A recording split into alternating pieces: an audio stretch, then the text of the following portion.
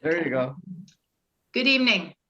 My name is Shirley McCormick, and I'm the president of the League of Women Voters of the Harrisburg area. And on behalf of the League, I want to welcome you and thank you for joining us. We are joined this evening also by the Hershey League of Women Voters and Jeanette Murray. Now I lost her because there's too many people. You want to wave or say hello, Jeanette?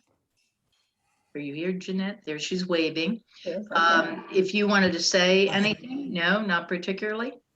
Well, I'm happy to have Chris Baker, who is a member of our league here, and she is very, very active with Fair Districts. Oh, wonderful. And we also have Carol Nehemias, who is not a member of the league per se, but she is with Fair Districts. Good, wonderful. And very active there also, so I'm happy to see them here. Yeah. We also have with us the League of Women Voters of the Carlisle area, and Bonnie Fowler, I found her too, is their president. Do you want to say a word or two, Bonnie? I would like to say thank you for the opportunity for us to co-sponsor with Harrisburg and Hershey. We're really happy to do that. Wanted to note that our stalwarts, Nancy and Don Sheps and Pat Fox, are also with us this evening. And I want to extend a particularly warm welcome to the new members of the League this evening. We don't have, at the moment, any additional members of the Carlisle League to experience this orientation process, but membership in any of the leagues strengthens all of us. And we're really inspired that you've chosen to become members of the League at this point in time. So looking forward to sharing some information and some energy with you this evening. Thanks. Thank you, Bonnie. I should tell you that I am recording this evening's program, and it will be out on our website. We'll let you know. It'll be out in a couple of days, and we'll send an email to everybody that registered to let you know it's there. So if you are concerned about being seen on this recording, perhaps you're wanted by the law, I'm not sure. You may want to get out of the recording and then visit it when we let you know that it is available to be viewed. Additionally, if you don't want your picture seen, in the lower left corner, you can take your video off and just your name will appear on the screen. Also on the bottom of your screen, there is a thing called chat. For those of you old Zoom attendees, you're familiar with that. If you have any questions or comments that you want to make, you type them into the chat room, and May Zia, a member of the Harrisburg League, will be monitoring that, and we'll forward them to our speaker as appropriate along the way. So make sure you do that. Our goals for this evening are to let people know about the League. If you're a brand new member, you perhaps aren't certain what the League does and what its purpose is and how it's organized and how you can get involved and be more active. So we want to try and cover that. And if you are a seasoned, notice I said seasoned member of the League, bring you up to date on what's happening with the League now at the state level, at the local level. What are we doing? What are our plans going forward? And if you haven't been involved with the League at all and are viewing this because you're kind of curious, what's this all about? What are we trying to accomplish? So we hope to hit those three areas to allow you to understand the League and to see how you can fit in and how you can be more participatory if you wish to be. And in that vein, we are very privileged to have with us this evening Megan Pierce, who is the fairly new executive director of the state Pennsylvania League of Women Voters. She joined the League in October of 2020 amid one of the League's most challenging and exciting years, as it was for most of us. Meg began her career in nonprofit organizations working in the areas of gender equity and immigration advocacy. From her work in nonprofits, she developed a passion for local level government and policy. Her work experience includes time at the New York City Mayor's Office, the Women's Law Project of Pennsylvania, and Planned Parenthood Pennsylvania Advocates. She has also worked on several city and state level political campaigns in Pennsylvania. Meg holds a Bachelor's of Arts degree from George Washington University and a master's in public administration from the University of Pennsylvania. So please join me in welcoming Megan Pierce. Take it, Meg. Welcome, Megan. Hi, everyone. So nice to see you all. I had the pleasure of speaking with the Harrisburg board last week, and it's really great to meet some representatives of other local leagues and some of our new members. Welcome aboard the league. We're so glad to have you. So Shirley shared my bio, which is wonderful. Thank you for sharing that, Shirley. No, I don't have to talk about myself. That's my background. But I'm here to tell you a little bit about the league in general, what's going on at the state level. If that's helpful, I can just dive right in, and I'll leave a little bit of time at the end for Q&A. So, feel free to send May a question in the chat, and I will be monitoring that and can answer in turn. Okay, so let me interrupt you just a minute here, Sure. because your sound is cutting a little bit out. I don't know if it's happening for other people, but It went softer and then it came back again. yeah. So whatever might have changed. I just want you to be aware. My internet connection's a little bit unstable. I think that's probably why. If you can't hear me, just give me a wave and I'll repeat myself. Okay. All right. Thanks everyone for your Good, thank you. understanding. Sure. So as all of you know, and our new members, maybe you don't, the League of Women Voters encourages informed participation in civic life and promotes opportunities to educate citizens about what it means to be an active participant in government. So the League is 101 years old. The State League of Pennsylvania is just as old. After the founding in 1920 and the passage of the 19th Amendment, the National League quickly descended on Philadelphia and Pittsburgh and registered women to vote and taught them how to vote. So our State League is just as old as the National League, which is really cool.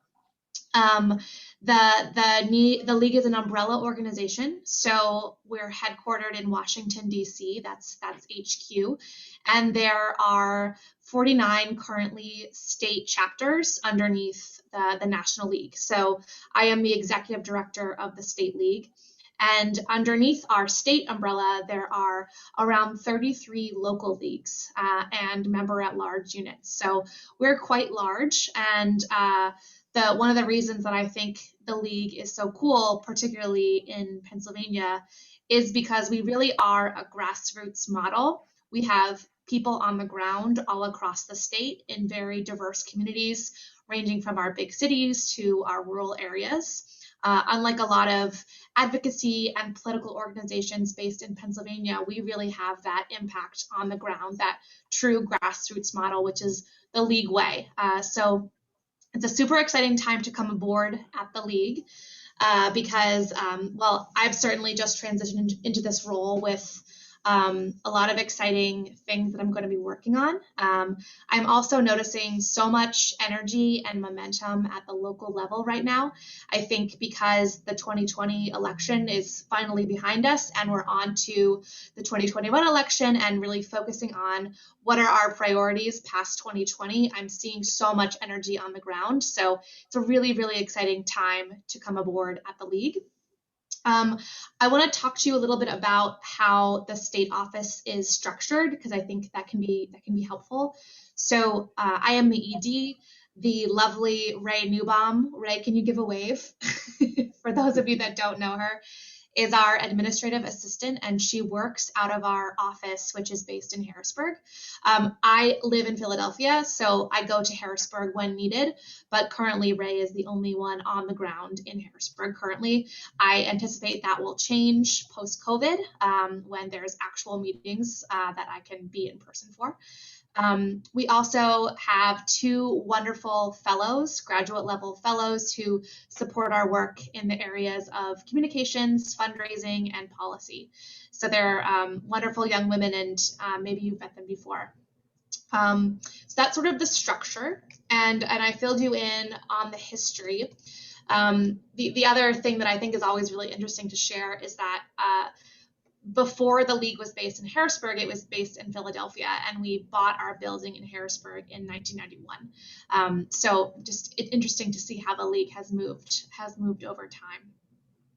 So with that, I'll tell you a little bit about my priorities for the next year and really the next 3 years, and then I'll open it up for questions. So when I was brought aboard, the wonderful state board that hired me really wanted to focus on a couple of things.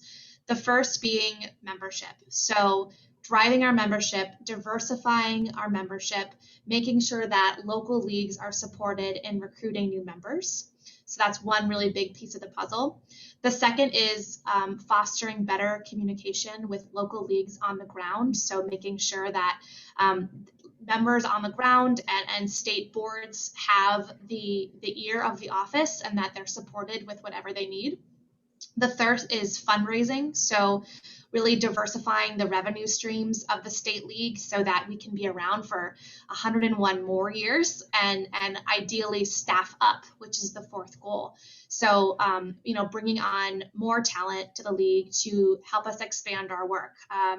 Currently, our board is all volunteers and we have Ray and myself, but I would love to see us grow over the next couple of years in terms of capacity building.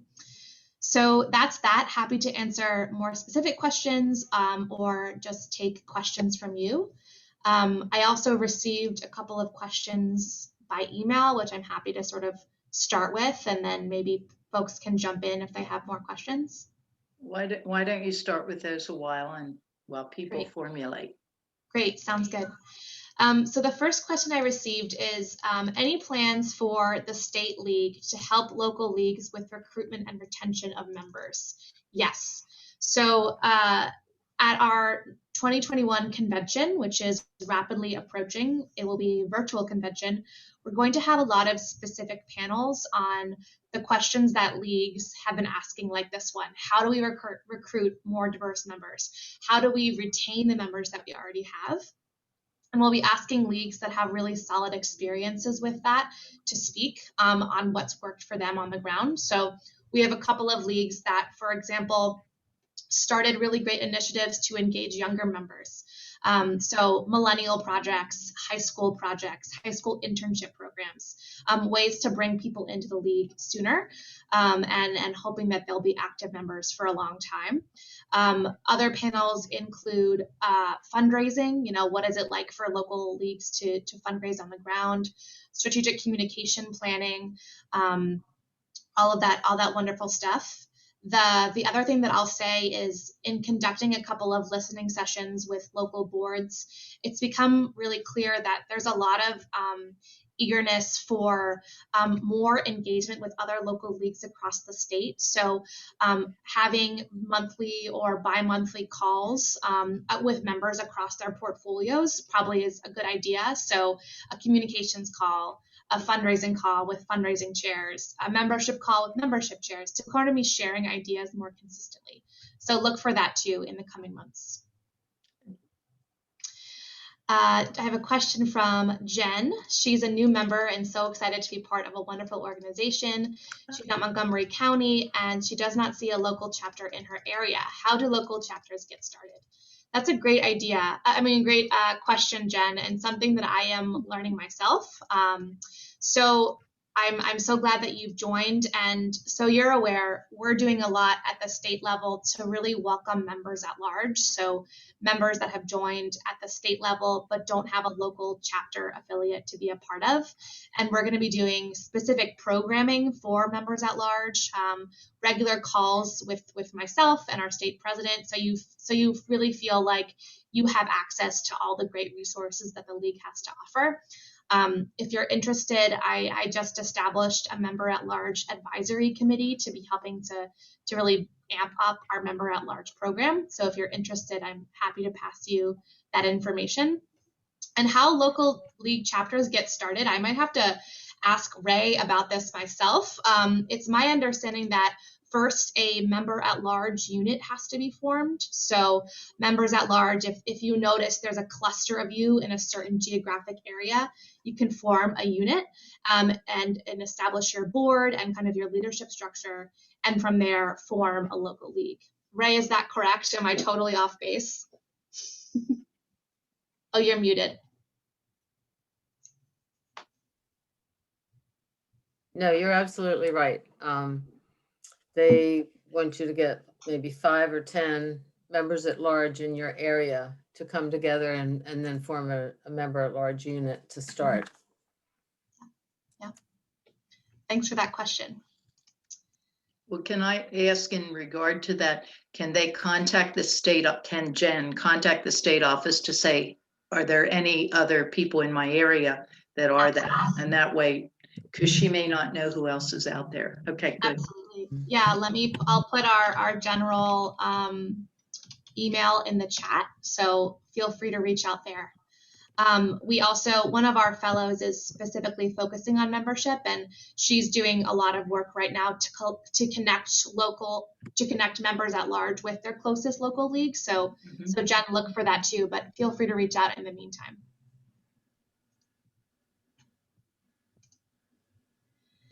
So Nancy and Don have a question. How are decisions made for the state league to address issues such as redistricting or amendments to the state constitution? That's a great question. So for policy issues that we advocate on, those issues are decided every 2 years at the state convention. So local leagues actually drive and inform the policy positions that we take. Every local league is asked to complete what we call program planning. So you review our state policy positions, which are all available on our website, and you decide, is this a policy position that we want to see the league continue to advocate for? You can make new suggestions or revisions to policies that you'd like to see. And then there's votes at convention to basically decide, okay, here's our positions and what we're going to be advocating for. That being said, we do, take positions and respond to things that happen in real time. So, for example, amendments to the state constitution. There are a couple of ballot questions for the 2021 election that the board will be providing information on. It's not clear yet if we're going to be taking a specific position or not, but the way that the board makes those decisions is either me or our voter services chair, Carrie Sotner, or our vice president of government and social policy will make a recommendation. We will weigh in at a board meeting and decide, and from there publicize widely what the position is. If there is some kind of action that needs to be taken, we also coordinate that at the state league. So for example, if there's a bill at the legislature that is, particularly troublesome or particularly positive, we might send an action alert via our membership listserv to say, there's this bill at the legislature, contact your lawmaker this way, and here's talking points or a template for doing so. So it's a combination of kind of longer term planning for advocacy and also responding in real time. Does that answer your question? Thank you. Sure, of course. That's a good place for me to plug state convention. I hope you all come. It's virtual this year, so you can come in your PJs on your couch and participate.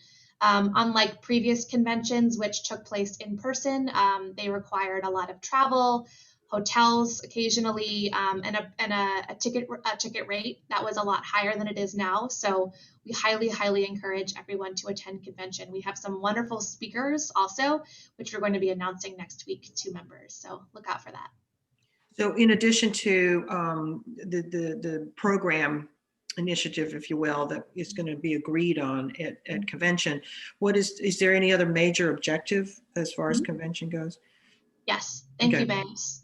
So we will elect the board. So currently the nominating committee at the state level is actively looking for new board member nominations to serve at the state league. in the communicator that just went out today, which is our newsletter that goes to all members, there was a call for that. So if you're interested, you know someone that's interested, please submit your nominations. And that will be one of the major decisions that happens at convention. The other major thing that we vote on, well, there's two other major things, amendments to bylaws. So, big organizational bylaw changes that we'd like to see.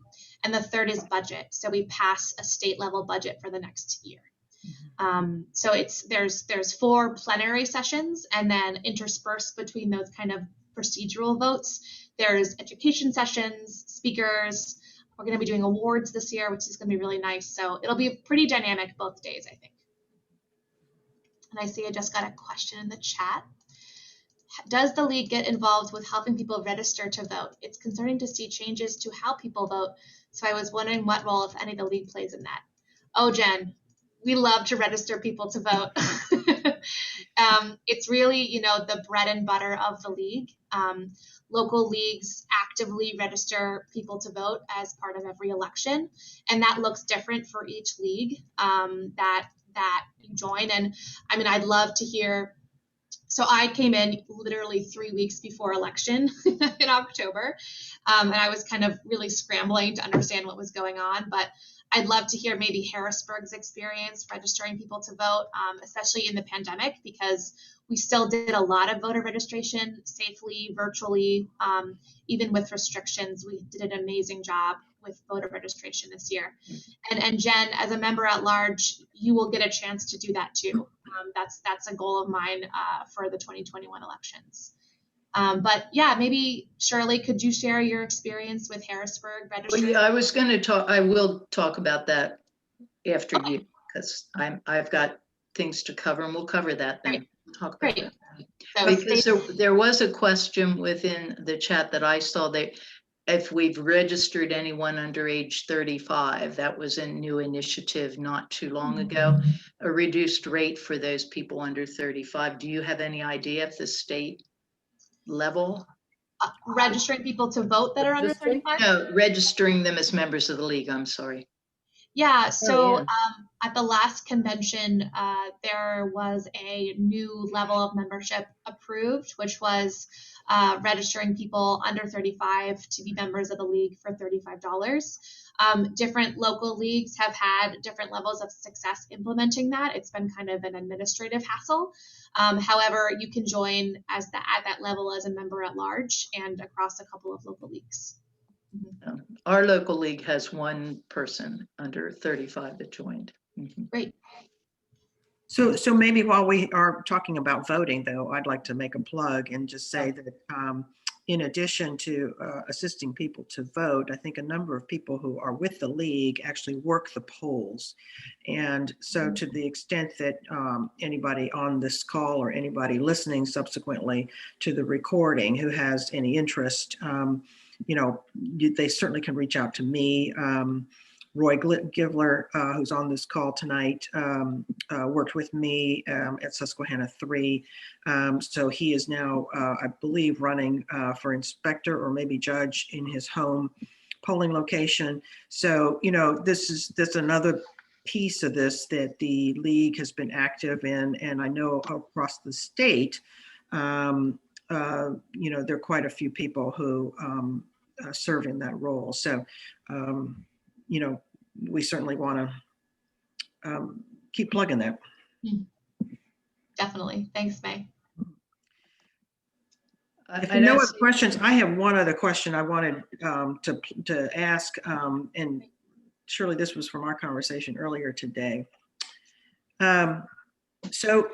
Some of us, I think, were quite excited and pleased to see from Casey's office last night, Bob Casey's office yesterday, that the families housed at the Berks facility that were seeking asylum have all been released, and they have been, placed on suitable transportation to their various sponsoring families or family members or whatever. And I know that the league certainly has as one of its important programs a commitment to not only social justice and the immigrant community, but also, making sure that people are not unfairly treated as criminals. So a criminal justice component here. And I wondered whether the League had anything to do with the work.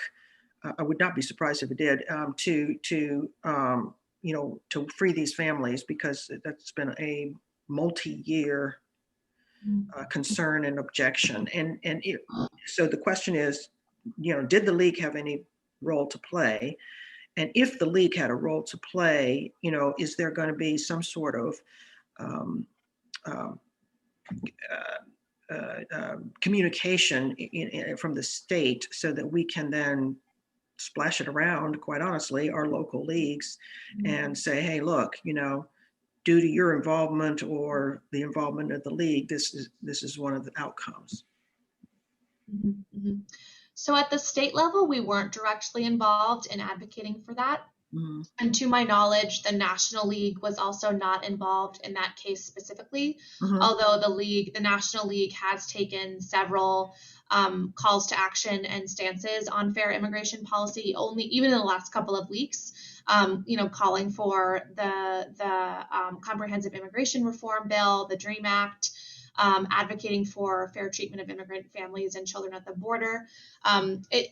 So as you know, immigration and the immigration justice are I really am passionate about that issue, and I would love to see the state work on it more closely. It's going to be one of my recommendations that I take to the board myself in terms of policy stances we'll be adopting as of June. But I agree with you, May, that we should be sharing it on the state level, even just on our Facebook page, just to share some good news and to show that this is what immigration justice looks like. Mm-hmm. Do you know if one of the local leagues where Berks is located perhaps had a role to play?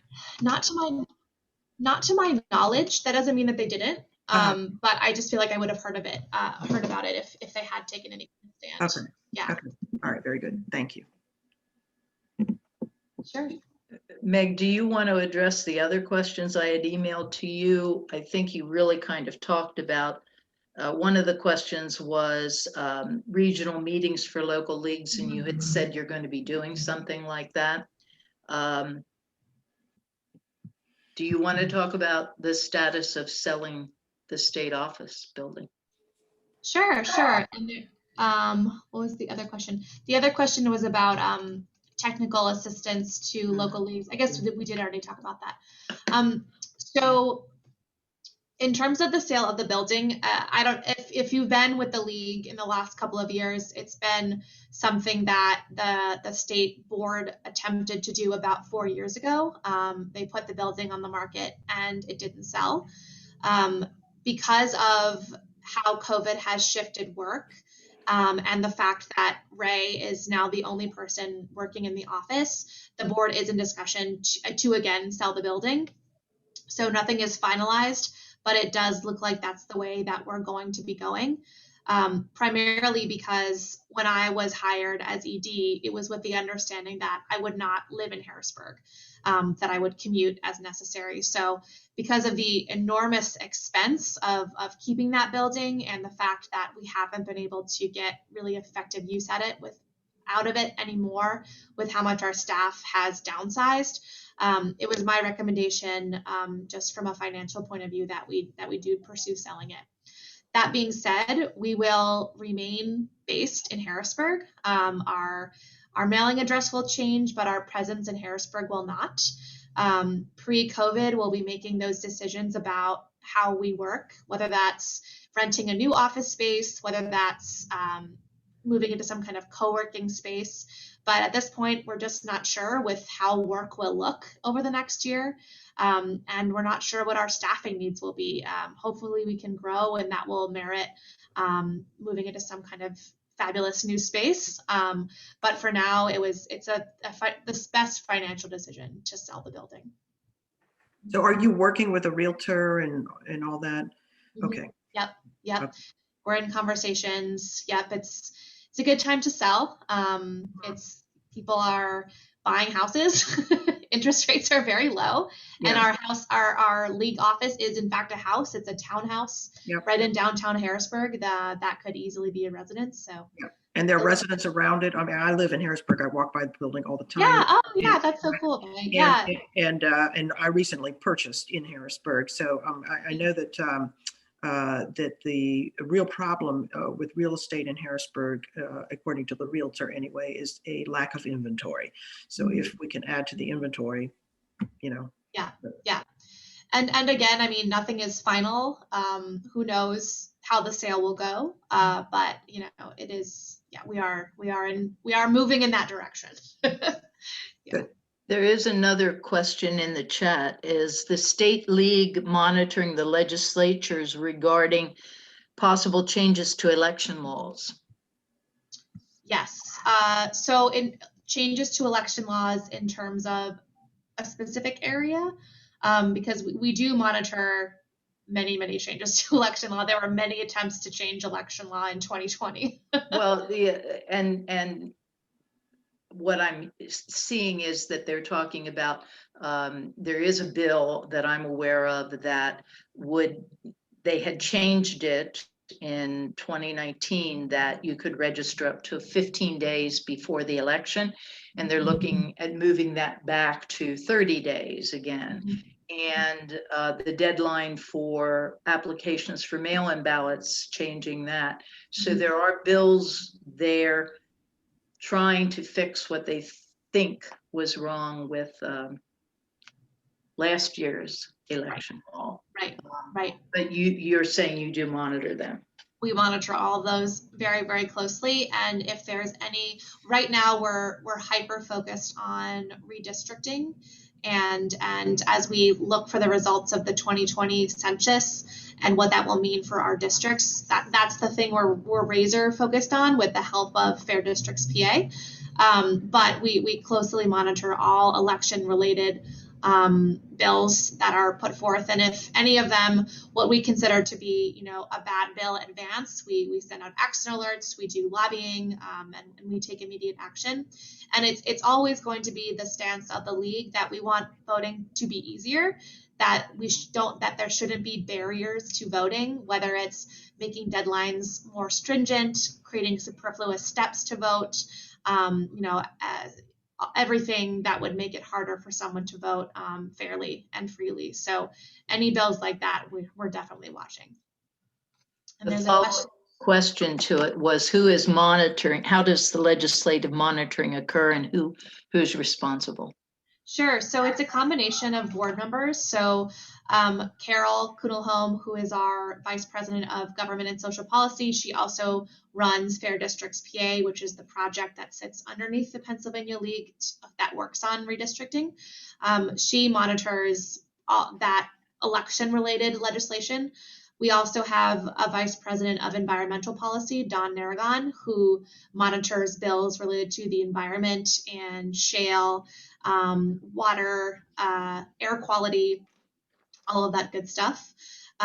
Anything related to election law, we're all kind of watching, but Curry Sotner, who's our chair of voter services, also has a really close eye on all of that. And in terms of, you know, how it even happens, the Harrisburg puts everything as public information. So if we have specific bill numbers that relate to issues that we care about, that we track, and we watch them as they progress through the legislature, through committee, through budgetary commissions, and if they are about to be up for a vote is when we really take action, and that, you know, requesting our members to make calls, doing mailing or mailers, you know, any sort of action we take, it's based on where a bill is in its progression. Are there other questions for our executive director? If not, thank you so very much for being here such a short period of time. You seem to have a real good handle on what's going on and how things are happening, and bringing new suggestions, new ideas, because so many organizations in the league is certainly in that category, have more older members. And from that, we need some new younger blood to give us a new perspective and new ideas and get us out of where we were. Ray is saying Trish has a question. Trish, do you have? I do have a question. Yes. Sorry, I couldn't find my chat button there. Well, but that's not good. Okay, go ahead. Megan, one issue that comes up pretty frequently. I live in Susquehanna Township, which is a adjacent suburb to the city of Harrisburg, and we still encounter a lot of voter intimidation here. And I was wondering how the league monitors that, if they do monitor it, because I've experienced it in my own ward for many, many years. And unknown to me, our congressional district leaders realize that my ward is one of the worst for voter intimidation. And we have, you know, I have filed many, many complaints with our county election office. Most of them go by the wayside, and I have discussed it, and it's like, well, we're friends with the people who are committing the violations, and they are elected officials who are intimidating voters at the polls. So I just wondered if the league has any finger on the pulse of any of that that's going on. So on election day, one of the things we did really well this year, I think, was sharing resources about the Pennsylvania Department of State election hotline. So, you know, the nonpartisan, just, you know, share your story with the state, the Department of State hotline. Because a lot of people reach out to the league when they don't know what to do about voter suppression, or if they see something and they don't know where to report it. So, you know, if we got any calls to the office or to our you know, our information email, we sent them there. The other thing that I am thinking about, and Trish, you're not the only one to raise this concept of voter suppression. I'm hearing a lot of concern about it from local leagues. And one idea that's been raised, and I'd be interested in your thoughts, is having a voter suppression task force that sits underneath our voter services committee at the state level. So a group of folks that is, you know, really passionate about this issue and wants to work on it directly. That's still in the kind of ideation phase, but if you're interested, Trish, I can definitely connect you with the people that are interested in doing that work. The other thing that I'll say is, you know, it's really, I think people really respect the voice of the league when they hear about voter suppression and they know to come to us. So it's important for, you know, local leagues and the state league to be speaking in one voice about voter suppression and calling it out. So as part of the 2021 election, we'll be doing what we did in 2020, which was, here are resources for how to report it. You can go to our website. You can send us a message on Facebook. You know, we're here as a resource, and we'll refer you to the right place if you need to report something. Oh, that would be wonderful. Yeah. I wasn't at the polls during this past election, but during the 2016 election, I filed many, many complaints with voter registration, and they went nowhere. And when I tried to follow up on them, I was told, oh, well, he was my friend. You know, I didn't contact the judge of elections. I didn't follow the procedures. I don't mean me, I mean the county clerk, the county person in charge. And I think I also experienced much surprise that many people cannot believe that so much suppression still goes on and intimidation. And I know several local polls where people are intimidated, and I witnessed them blocking cars. If they know that there are cars of people of one party, and they'll block those cars. And at my own polling place, we had the not the sheriff who comes out from the county. Constable. We had the constable come out. I mean, I filed complaints again, and some of our kept calling me, and I went to the poll, and it happened to be my own voting poll. And, when I pull up, they recognize my car, so they run away from the door. But people don't realize that, that, I don't know, I think there's so much surprise. And what they do there is they open the door in your face, or they preclude other people from talking to you. And when they're confronted, they say they're being gentlemen. And don't you want gentlemen? And these are nice, nice postures that they're using. And that also comes from our county election director. Mhm. So yeah, I think it would be great if we had something like that, and the weight of the league behind it, and that people could actually call, because we just happen to be very organized at that point.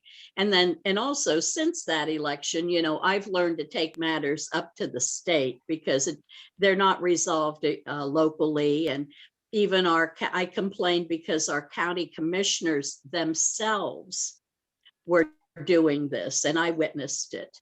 So anyway, I think that would be, really a valuable thing at this point. Great, So- thanks, Trish. I just sent you my email in the chat if you want to connect with me later about that. I'd love to talk more. So, Okay. so the election protection people, Yes, thank you. Yeah. were also active in 2020. Yes, they Does, were. does the league have any partnership, connection, or whatever with the election protection people? Yes, we sent people to them. They were in all of our infographics, referring them to their bilingual or manylingual hotlines. Right.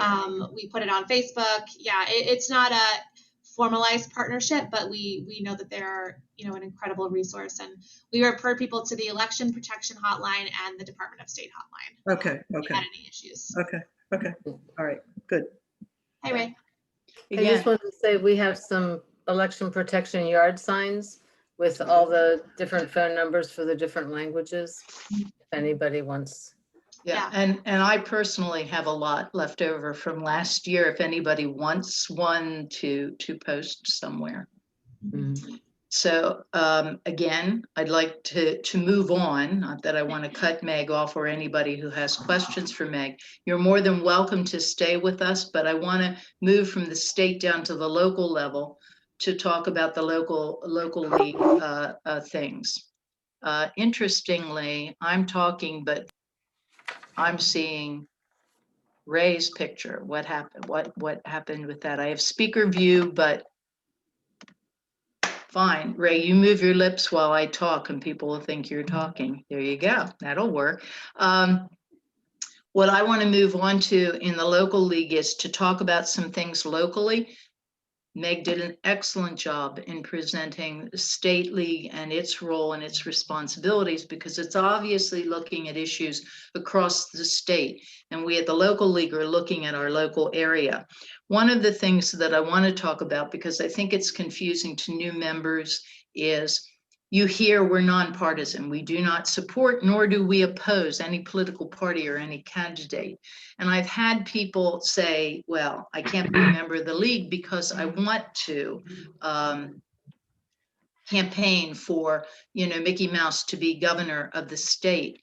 And you can, as a member of the League of Women Voters, we encourage you to go out and work for candidates or distribute materials for candidates. You just can't say, hi, I'm with the League of Women Voters and I want you to vote for Mickey Mouse, because you can't speak for the league in that manner. But you certainly can be a league member, do the work that we are doing, and still do that. However, as an officer of a local league, state league, or a member of our steering committee or the boards, you cannot do that, because you will be associating the league with that action because they know you're an officer of the league. But as another individual, Meg is leaving us apparently. Thank you, Meg. She put a message. Thank you for having me. and she looks forward to working with us. So I wanted to make that point because I think a lot of people are kind of put off with this. And then they also tend to look at the league as being either leaning toward the Republicans or leaning toward the Democrats, because we do take positions. Meg talked about the positions that we take. But let's take redistricting, very important issue. It just so happens that Republicans are in the majority in the House and the Senate in Harrisburg. And so they will have the major role in drawing those districts and potentially drawing them to their benefit. But don't be naive. If the Democrats were in charge, they would probably also draw the lines to benefit their party. So our issue is not Republican, it is not Democrat, it is, we think there should be an independent commission. We think these legislative people should not be part of deciding how the districts are drawn. They should just be drawn fairly. So people look at things and feel that they are potentially one party or the other kind of thing. And we're really addressing the issue. Here's how we care about the issue. And we will talk to any political party and say, we think you ought to do this.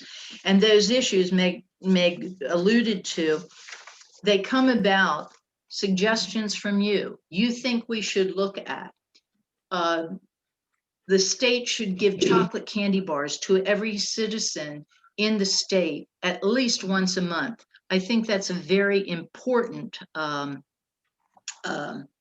issue. Someone mentioned on why we support transparency in redistricting in the House bills, if you notice that chat room thing. And yes, the transparency is the important part. But if there is an issue that you think the local, the state, National League should do, you can present that issue.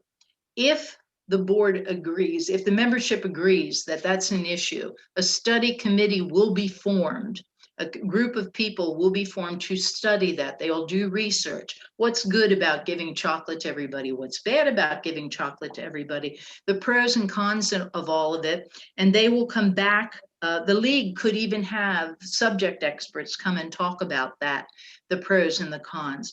The study committee will present their findings to the membership, again, at national, state, or local level. And they will also present consensus questions. For instance, I believe dark chocolate is healthy for people. So you greatly agree, you partially agree, you really don't have an opinion, you strongly disagree, you partially disagree. And once the membership has presented their response to the consensus questions, the study committee formulates the position based on the response they've gotten, and then it becomes a position. So it's a very long process, a very detailed process. It's not like we get up one morning and say, yes, chocolate for everybody, and stick it out on the website and say, this is our program. It's a very involved process to do that. And Meg talked about wanting feedback from membership for the state's league positions, because every 2 years when they meet, they must reapprove their positions or change them or delete them. And they're looking for a response from you. You can find all of their positions on the state website, and through your league president, you can provide some input to that kind of thing. I'm now going to try to share another document now that is the Harrisburg Area League having a program planning meeting next week to make recommendations. Who invited Ray to this thing? We have a program committee meeting tomorrow night, and we will be talking about what we're going to do going forward with the state league's positions, because we also have to talk about our local league positions. So potentially, but we'll see. So let me try and share the document that I have. Everybody cross your fingers. Ta-da, there it is. Okay. The other thing I want to share, and Jeanette and Bonnie, as we go through this, if you have things to say, you may, whether you are a seasoned, brand new, or not a member of the league, what kind of things do we do? Are any of these things you'd be interested in? And the woman, Jen, I believe, said, do we do voter registration? I'll speak for the Harrisburg League. Oh, yes. We did a lot of in-person voter election pre-COVID. What we did in the fall, over the summer into the fall, was more hands-off type thing. One of our members, Roy Givler, very generously donated what we call election boxes. They are the kind of things that realtors put out in front of houses where they have their materials in them. And we had these boxes. We had voter registration and mail-in ballot applications. And he and May actually were the ones that located them at places where there would be traffic and where more underserved communities would see them and could avail themselves of that. So you're looking for something, we're looking for people who would be willing to put some of these boxes out. Is there a food bank that's close to you that you'd be willing to ask them to put one there? Is there a community center near you that you could locate one? We also disseminated the information by delivering it to the housing authority buildings. There are 6 in Dauphin County. We did most of our distributing in Dauphin. We want to move into Cumberland County, so we're looking for people who would be willing to distribute these things. Is there an apartment complex near you? We put them in apartment complexes. We put them in laundry facilities, in stores, various places where we went and said, do you mind if we put these things here so people can put them up and register to vote? We have, for many years, Carol Descani has been working on school registration, and we've gone into schools, and obviously, last year we went to some before the shutdown occurred, and we haven't been back. And what she has done in lieu of that is Carol has prepared a PowerPoint presentation. It is on our website. It's about voting. And she emailed this to teachers in the various school districts, said that they can use this to help their students learn about voting and getting registered, and offered to drop off materials for anyone that wanted them. And so John Harris, I believe, was the only school in central Harrisburg city. And we distribute materials that way. So we're looking for people who are willing to jump in and help in that manner. Hershey, Carlisle, you want to say anything about your voter registration? I take silence as no, or you couldn't find your unmute button. I just found out how to unmute. I was looking at it on my screen. Voter registration really has been one of the core services of the Carlisle League for many years now. I mean, it has been the emphasis, voter services and voter registration, and we've partnered with a number of organizations at the local level. This past year, because of COVID, has really been challenging for us. And we made a decision to work with folks who felt comfortable being present in public situations. We were not specifically asking people to take those risks on behalf of the league, but we did have a number of occasions, including Pat Fox, who's on this program now, worked with another member of the league at a farmer's market, which was an outdoor setting, and they were able to evaluate for themselves that they felt comfortable doing that. We worked also in the library. We've done National Voter Registration Day for many years in partnership with the library here in Carlisle, the Boswell Memorial Library. But we found that a number of even the outdoor activities that we had used to reach larger numbers of folks were canceled because of COVID. The Arts Festival in Carlisle and the Jubilee Day in Mechanicsburg and so forth, where typically we've been able to reach a large number of people. Those were canceled. So we didn't have, I'm writing notes diligently as we go through this process and talk with you, Shirley, about some of the ideas that you've had in the past year. it was a real challenge for us to continue with voter registration, both in person this year. And we didn't have virtual opportunities this year at all, but I think that we're needing to plan for that. It's certainly not clear to me, and I don't to anybody else, about what's going to be coming down the road in terms of safety issues for folks. So just to let you know that, we were not as successful as we have been in the past. We tried as best we could to adapt, but I think we need to think about that some more, do a better job on that. Jeanette, did you want to say anything? I know you had in-person things in the Hershey area. And she either left us or she can't. No, I'm here. I Can't find her on mute. I just always forget that my laptop is old and it's not a touch screen. So I'm like, yes, we had several very successful ones in the spring and through the summer. And a lot of that was not necessarily registering new voters, but educating people on mail-in voting. Yeah. And how to do it, how not to do it, how it was really actually safe to do, and so on. We will, when the weather's warmer, we'll do it again. The farmers markets are a very good place to get people because people are relaxed and they're walking around. And then several of us are very involved with fair districts, and I was just looking at this March Towards Transparency, where we want to meet, fair districts wants to meet virtually with every single legislator, Right. because it's to do with the census and redistricting. And we're going to be very busy with that until hopefully those bills are passed. Good.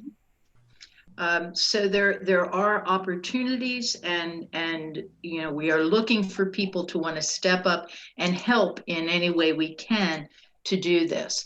Moving on, candidate forums and debates. Harrisburg League has tried for the past couple of years to do this, but it has not been successful because we will not have a forum and a debate unless the candidates from both parties are present. We do not want it to appear that we are supporting one particular candidate, but I believe Hershey has and is planning for the spring some forums and debates. I don't know if we're going to do it for the spring. It depends if it's a contested election or not. If there's only as many candidates as there are seats, we probably won't. Okay. And it will have to be by Zoom, and we don't have a Zoom license unless the township will let us use theirs. We'll have to see. Okay.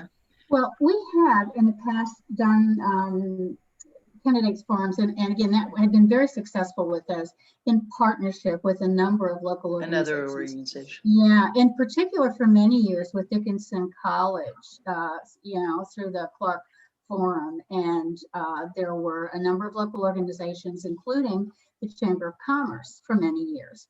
And then I would say maybe within the last 3 years or thereabouts, maybe a little bit before that, that really became an issue that we discussed thoughtfully, I would say, on our board of directors, because the Chamber of Commerce does endorse candidates. They take, positions in endorsing candidates. And so we felt it was really important to not give the appearance of support for one group or another. So that kind of dissolved on its own. There was changes going on within the structure at the college in the Clark Forum in particular. But we also were able to partner with local YWCA, with the Association of University Women and so forth. And actually, Jeanette, they have Zoom licenses and the technology that allowed for those forums to be live streamed on Facebook and so forth, resources that we don't possess, and also helped us to reach a broader audience. Mm-hmm. So we are going to have to decide very soon about the coming elections, the May elections. We've got a meeting coming up this week actually, and maybe talking about it then. We've got several, like the mayor of Carlisle. There are several school board positions, borough council positions, and that sort of thing.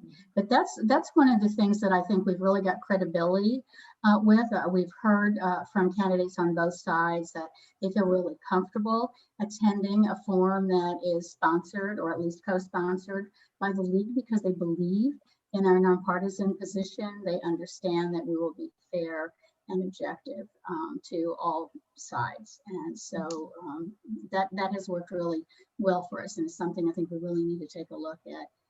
Again, particularly getting folks out in the midterm elections are always a struggle, I think. I'm not quite sure how it's going to be this year, but in years past, it's been difficult to convince people of it. Okay. Thank you. I will say to both of your leagues, I know the AAUW in the Harrisburg area partners with the library who has a Zoom license, and they let them use it for programs. So you may want to look into something like that. Trying to move on because we're starting into overtime.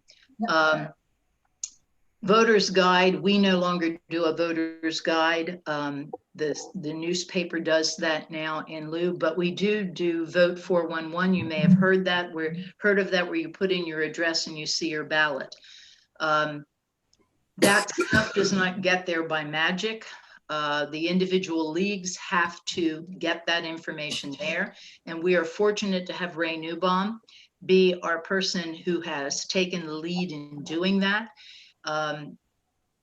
What is important is getting the candidates to participate, because first of all, you have to set up all of the offices, and they are way too many down into school district and township supervisor and auditor and that. So we may only go to county level, but even at that, when the candidates are named, we need to send emails to them, because they go on to Vote 411 and they answer the questions and they put their information in once we ask them to do that. So if you're not seeing information, that's because the candidate did not fill it out. We do not get the answers and then perhaps mistype them and putting them in. We do not edit it. It is their responsibility. So we're looking for people who would like to volunteer to try and get that information onto Vote 411 in some manner. Moving on, public meetings like the one we're having right now, like the one we did on electoral colleges. I'm sure other leagues have programs that they do. Do you have ideas? We're looking to our members. The steering committee is deciding what it is we're going to do, but we need to hear from you. Would you like to have a meeting about giving chocolate out to everybody? We want to hear from you. We want to do the kinds of things you're interested in. And if you would be willing to help arrange it, that would be even better. Speakers Bureau, we're always looking for people who are willing to talk. We have a PowerPoint presentation. Again, Carol Descani did that. It's on our website, and we use that to talk. I will be talking to the Manheim Township Library on Friday, but it is on our website if anybody wants to attend it, and walking through these slides that tells you how to register to vote, the deadlines, websites where you can go to find out about the candidates, as well as how to do mail-in ballots and how that works. But we need people who would be willing to go to their church group, to another organization they belong, and talk about these things. Immigration and naturalization, our league, when it was open to be able to, went to the naturalization ceremonies at the Dauphin County Courthouse. They have one in the spring and one in the fall. And Pat Stringer, she was to be on this call, I don't know if she is there or still there, would go to the federal courthouse in Dauphin County to be there when these new citizens are there. We either hand out the voter registration form to them so they can take it home and register right away, or we have a table set up and we register them. But attending these sessions is just fascinating, because these people are so enthusiastic and proud to be citizens. The next one, Observer Corps, we do not have one, but it is something I would really love to start in the Harrisburg League. And all this means is you're willing to go to your township meeting, township supervisor meeting, your borough council meeting, and you're just sitting there and you're observing. And if they're talking about or deciding something, you bring that back to the league and say, they were talking about those chocolate bars that you want to give out. So I think you ought to write to them and say, well, we are happy that you were doing, so that we can advocate, so that we know what's happening in the county, in the local municipalities. And you don't have to speak at them. You just have to observe what they're doing and bring back information to us. And we think that would be very helpful so that we know what's happening within our own community. League studies, I already talked about that. Forming a committee to look at a particular thing. Speak out on issues. Meg mentioned that there may be action alerts coming from the state or from national when they see something that they think is very critical for us to talk about. And you'll get that email, and what they're looking for you to do as a person is contact your legislator, write a letter, call them, go to their office and visit them at a time when you can go to their office and visit them. And the other piece of this that I'm going to sneak in is legislative interviews. The state league always every year prepares 4 questions or so and asks local leagues to have their people go and visit a legislator and ask him these questions, and just write down the response from he or she and bring them back. They're not published anywhere, but it's an ability for the state league to see what position various representatives and senators are taking on issues. And I have these questions, and I haven't shared them with our membership yet, but if you think this is something, and we never send anyone by themselves, at least 2 people, if this is something you would want to do, email us, lwvhbg@gmail.com, and say you'd like to do that. Now, it would be via phone call or via Zoom. We do have a Zoom license. We'd set it up for you to meet with your legislature to do that. Communications, again, if you're good, you like to write, you're good at writing. If we need press releases or letters to the editor and you'd like to compose them, they have to go out under my, as president's signature, speaking for the league, but you can write those letters to the editor as you personally can send them. Publications, any kinds of things, legislative directories, fact sheets, and things like that. Fundraising, membership goes without saying. We're looking for people. Tell your friends to join. If there are non-league members on this program this evening and they want more information about the League of Women Voters and want to join, we welcome that. Serve on a local committee or a local board.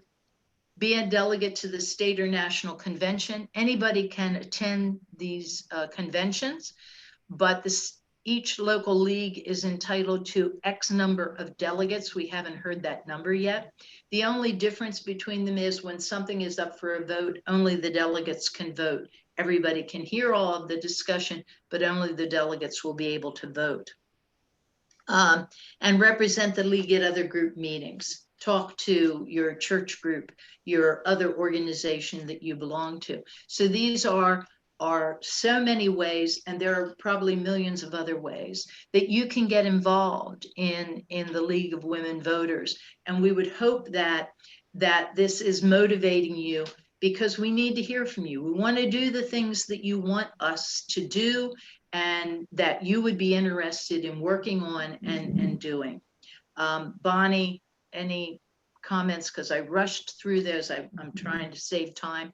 Any comments on anything I've already said? The only thing that I would add, Cheryl, I think you've done a great job, is that the fact that everything, we just reactivated our Observer Corps, and it is even more important than I realized before we started doing this, particularly to have somebody pay attention to the to your county board of elections. I mean, I just have so much information I can't wait to share with our board at our meeting this week. And someone who has volunteered to do this for us in observing the Borough Council, was really happy that the meetings are not only virtual, but they're also recorded. So she was able to do this at different times. So it's easier than we might think to be able to do that particular activity if you've got an interest in it. And it's very valuable information to provide to the local league. Anything you want to add, Jeanette? No, thank you. No, thank you. Okay. So we hope that you found something here beneficial. You learned something you hadn't known before. You are now motivated to get involved in one of these things. And we would love to have you join us in working on these things. Trish, did you want to say very, very few words, but say something about Trish is our nominating committee chair. And at our annual meeting in May, we will be electing new officers as well as appointing steering committee members. Trish, are you still there? I am here. Yeah, thank you, Shirley.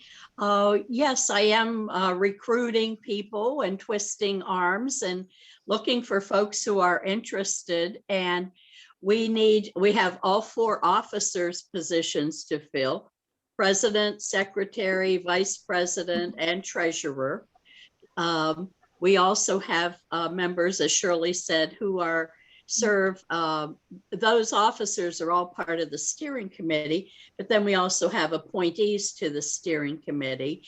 And I realize it's probably not reasonable to expect new people to want to walk into an officer position, but you're more than welcome on the steering committee and to bring your new ideas. And I'm happy to see men on the call tonight. Many people don't realize that we do have men as full-fledged members of the League of Women Voters. And you're most welcome too. So if anyone is interested, please let Shirley know, or you can email me if you like. I can post my email, but it might be most expedient to just let Shirley know and she'll put us in touch. But yeah, I welcome any suggestions you have. Anyone that you know that you think I should be reaching out to, please let me do that. I think some of us are willing to volunteer, but maybe we don't have the confidence to step forward. But please, well, as you've heard tonight, we have so many members with lots of experience, and they will back you up at every step with whatever assistance you may need. But this is how our group is going to grow, and it's really been an exciting year. Even despite COVID, we've made great headway, and under Shirley's leadership and our new steering committee. So thanks to all of you, and I look forward to hearing from some of you. Thank you, Shirley. Bonnie, I am assuming you may be electing new people too this year or not? Well, we'll be having elections. We typically do that at our annual meeting, which occurs in June.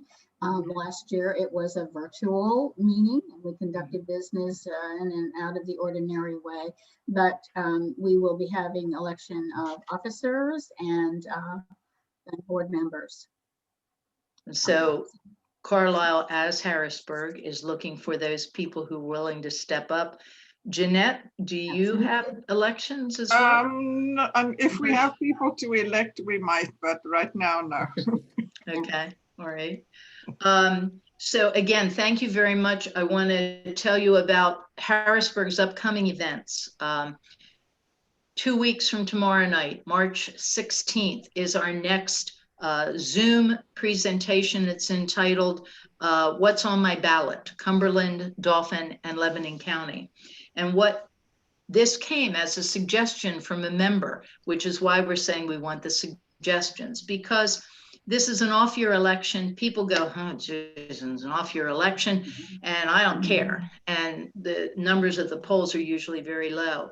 But these people are much more important than pretty much other people that you're going to elect, because they are the school board who's going to decide what taxes are going to be raised on school taxes. And so they're important elections.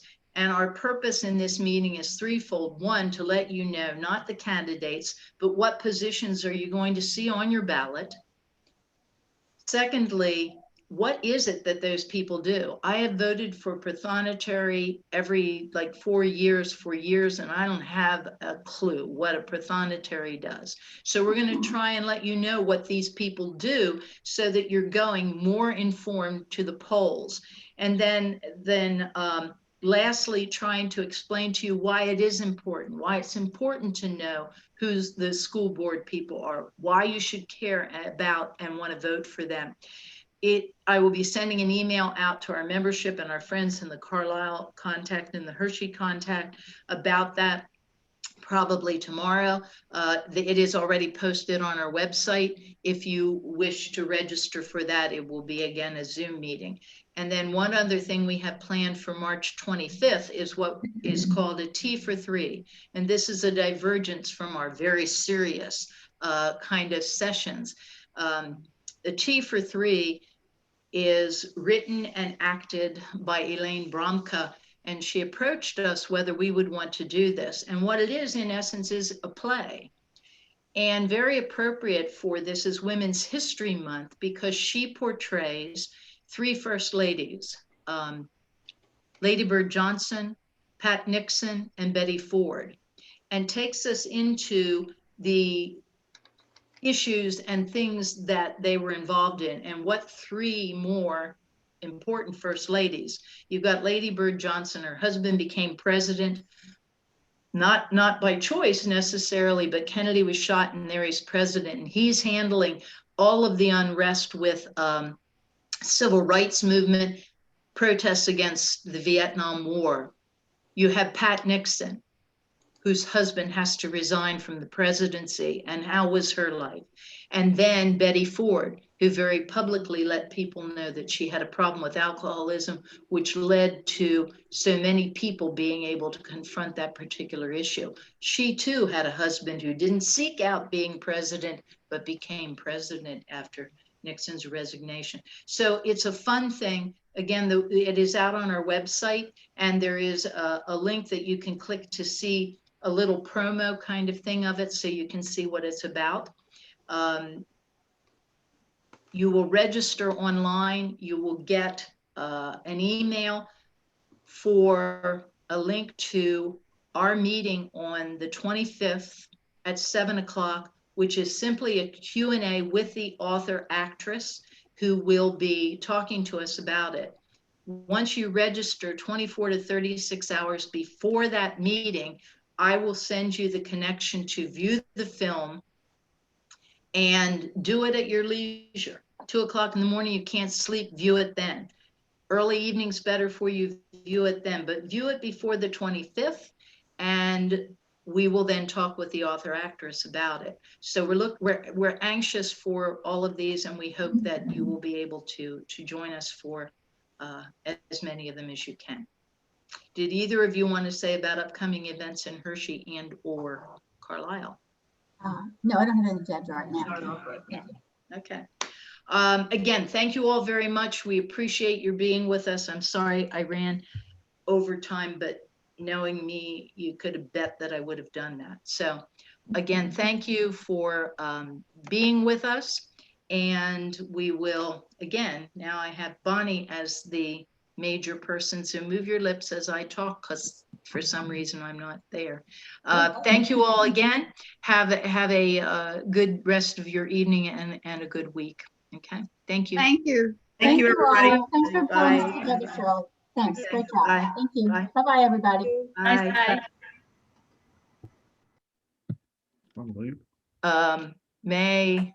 Yeah. Ray, do we want to stay on afterwards and talk, or not particularly? I don't think we need to, just I don't shut think the. we need to. Okay, good.